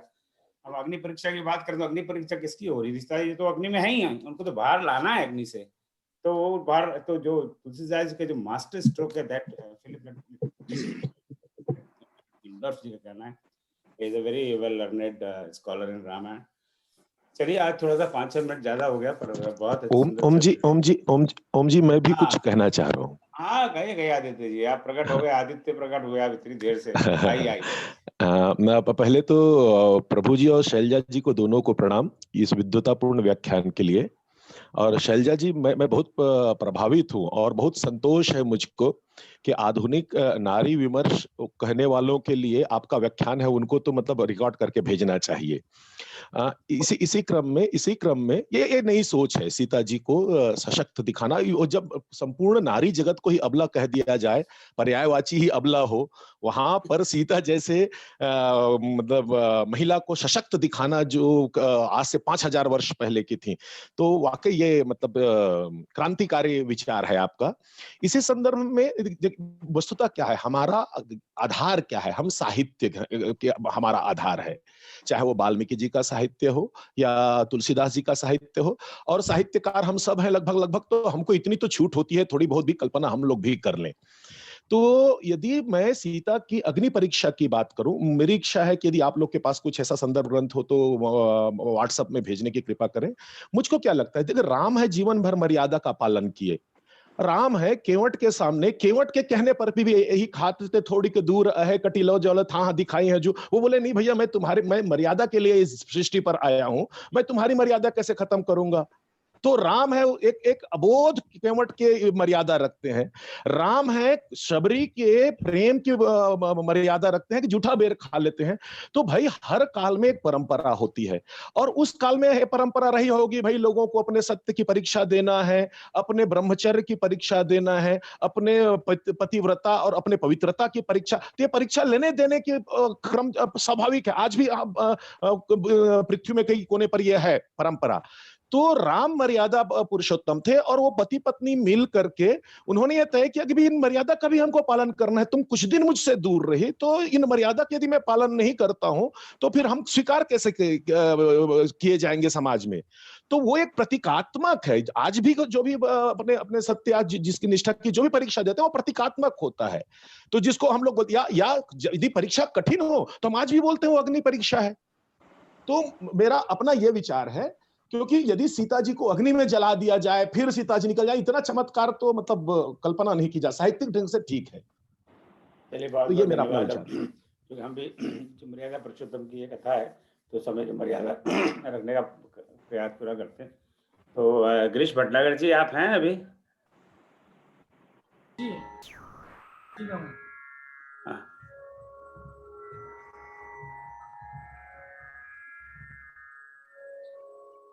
मेरा आवाज आ रहा है? ऑडिबल? हाँ, आ रहा है, प्लीज।